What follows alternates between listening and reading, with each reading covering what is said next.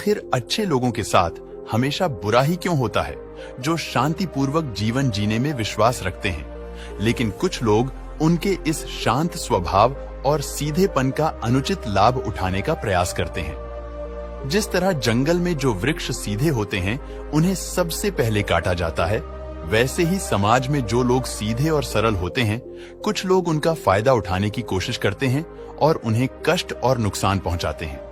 एक बार भगवान बुद्ध अपने शिष्यों को उपदेश दे रहे थे।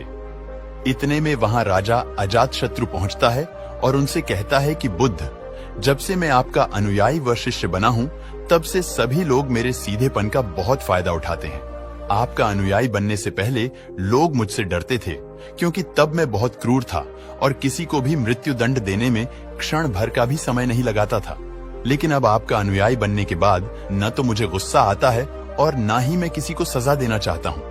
अब मेरा मन इन कामों को करने को तैयार नहीं होता और मैं सभी लोगों को प्रेम देना चाहता हूँ, खुशी देना चाहता हूँ। परंतु कुछ लोग इस बात का गलत फायदा उठा रहे हैं और इससे मेरी प्रजा को बहुत खतरा है। इससे मेरे शासन में बहुत दिक्कतें आ रही है। अब आप ही बताएं, मैं क्या करूं? तब बुद्ध अजातशत्रु से कहते हैं कि मैं तुम्हें एक कहानी सुनाता हूं। तुम इसे ध्यान से सुनना और समझने का प्रयास करना। एक बार किसी गांव के बाहर एक विशाल वृक्ष था। उस विशाल वृक्ष की जड़ में बड़ा सा छेद था, जिसमें एक विषैला सांप रहता था। जरा सी आहट या हलचल होने पर या थोड़े से उकसाने पर वह सांप फुफकारता हुआ बाहर निकलता और हमला करके लोगों को डस लेता था। उस गांव के कई सारे लोग उस सांप के जहरीले डंक से अपने प्राण गंवा चुके थे। उस विषैले सांप के डर से उस गांव के सभी व्यक्ति उस पेड़ के पास जाने से डरते थे। एक बार एक बौद्ध भिक्षु उस गांव से गुजर रहा था। धूप में चलते चलते वह भिक्षु बहुत थक गया था। जब उसने उस विशाल वृक्ष को देखा तो उस वृक्ष के नीचे थोड़ा आराम करने की सोचकर वह उस पेड़ की ओर बढ़ने लगा। अपने खेतों से काम करके लौट रहे कुछ लोग जब भिक्षु को इस पेड़ की तरफ जाते हुए देखते हैं तो वे लोग उसे रोक देते हैं और भिक्षु से कहते हैं कि वहां एक बहुत बड़ा जहरीला सांप है। उसने बहुत से लोगों को डस लिया है। वह इतना खतरनाक है कि जो भी उसके पास जाता है वो उसे जिंदा नहीं छोड़ता। भिक्षु मुस्कुराता है और आगे बढ़ जाता है। पेड़ के पास पहुंचकर भिक्षु पेड़ के नीचे अपना आसन बिछाकर बैठ जाता है। थोड़ी देर बाद उस पेड़ की जड़ के छेद से सांप निकलकर फुफकारने लगता है। भिक्षु सांप की आंखों में देखता है और मंत्र का उच्चारण करने लगता है। तभी अचानक चमत्कार होता है और सांप भिक्षु से बोलता है, क्या तुम्हें मुझसे डर नहीं लगता? क्या तुम्हें पता नहीं कि यह मेरा इलाका है और यहाँ पर आने की किसी की भी हिम्मत नहीं होती? भिक्षु प्रेम पूर्वक सांप से कहता है कि इसमें डरने वाली कौन सी बात है? मुझे किसी बात का डर नहीं, ना ही मुझे मृत्यु का डर है और ना ही जीवन की लालसा है। तो फिर मैं क्यों डरूं? दरअसल तुम डरे हुए हो। तुम जो भी करते हो वह इसलिए करते हो क्योंकि तुम्हें डर है कि कोई तुम्हें मार न दे, इसलिए तुम दूसरों को डसते हो। सांप को यह सुनकर बहुत गहरा आघात पहुंचता है, क्योंकि उसने आज तक ऐसे व्यक्ति को देखा था जो उसे मारने की कोशिश करते रहते थे, उससे डर कर भागते थे। उसने आज तक ऐसा कोई भी व्यक्ति नहीं देखा था जो उससे न डरे। भिक्षु की इतनी बातें सुनकर सांप उनके चरणों में लेट जाता है और उनसे कहता है कि हे महात्मन, आप सही कहते हैं। आज तक मैंने जो भी किया अपनी जान बचाने के लिए किया, क्योंकि अगर मैं ऐसा नहीं करता तो लोग मुझे जिंदा नहीं छोड़ते। तब भिक्षु उससे कहता है कि तुम एकदम सही कह रहे हो, लेकिन एक बात हमेशा याद रखना कि एक दिन ये जीवन समाप्त होना ही है, तो फिर इसके लिए दूसरों की जान लेना कहां से उचित है?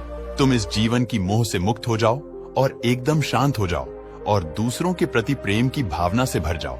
इतना कहकर वह भिक्षु वहां से चला जाता है। सांप उस भिक्षु की बातों से बहुत प्रभावित होता है और वह तय करता है कि आज से वह किसी को भी नहीं डसेगा।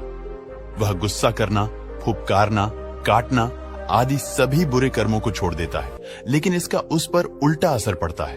पहले जो लोग उसे देखकर भागते थे, अब उसके सीधेपन का गलत उपयोग करने लगे। सब लोग उसे पकड़ते, उसे छेड़ते, उसे चोट पहुंचाते। अब सांप बहुत दुखी और हमेशा चोट से ग्रस्त रहने लगा।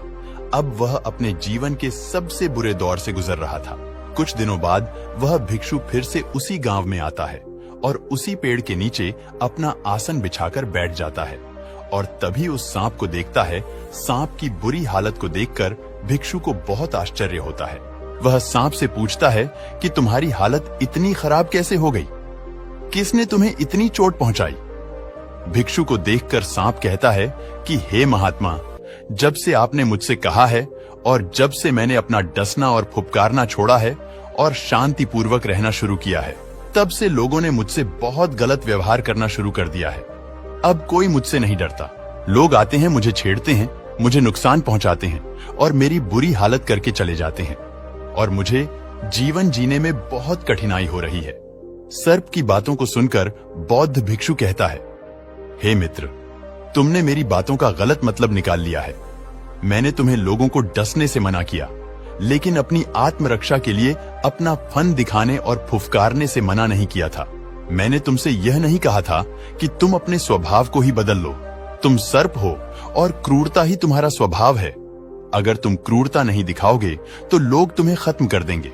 इसलिए तुम्हें भीतर से अपने आप को शांत और सही रखना है, किसी को नुकसान नहीं पहुंचाना है, लेकिन बाहर से अपने क्रूर स्वभाव को दिखाते हुए अपना भय बनाए रखना है।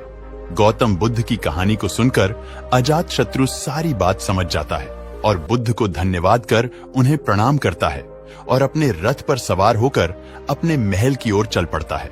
दोस्तों, आजकल के जमाने में अच्छे लोगों के साथ ये अक्सर होता है। बहुत सारे लोग आपकी अच्छाई का, आपके शांत स्वभाव का, आपके सीधेपन का अनुचित फायदा उठाने की कोशिश करते हैं, जिसके कारण जो अच्छे और शांति प्रिय लोग होते हैं, जो सज्जन व्यक्ति होते हैं, उन्हें जीवन में अनेकों कठिनाइयों का सामना करना पड़ता है। गौतम बुद्ध की इस कहानी से हमें यह बात अच्छी तरह समझ लेनी चाहिए कि जो लोग आपकी अच्छाई और आपकी सज्जनता को आपकी कमजोरी समझते हैं और उसका गलत फायदा उठाने का प्रयास करते हैं, तब ऐसे लोगों को लिमिट में रखने के लिए, उन्हें उनकी औकात बताने के लिए आपको परिस्थिति के अनुसार व्यवहार करते हुए उन्हें जवाब देने की जरूरत होती है। ऐसे लोगों को डिसिप्लिन में रखने के लिए अगर आपको क्रोध करना पड़े तो आप क्रोध कीजिए, लेकिन कभी अपने अंदर के माइंड को प्रभावित न होने दें। जिस तरह एक अभिनेता किसी फिल्म में गुस्सा करने का अभिनय करता है, लेकिन अंदर से वह जरा भी गुस्सा नहीं होता, क्योंकि वह जानता है कि यह फिल्म का एक सीन मात्र है। दोस्तों, यह जीवन जीने की एक ऐसी अद्भुत कला है जिसे सीखकर कोई भी इंसान शांति, उन्नति और सफलता को प्राप्त कर सकता है। नमो बुद्धाय।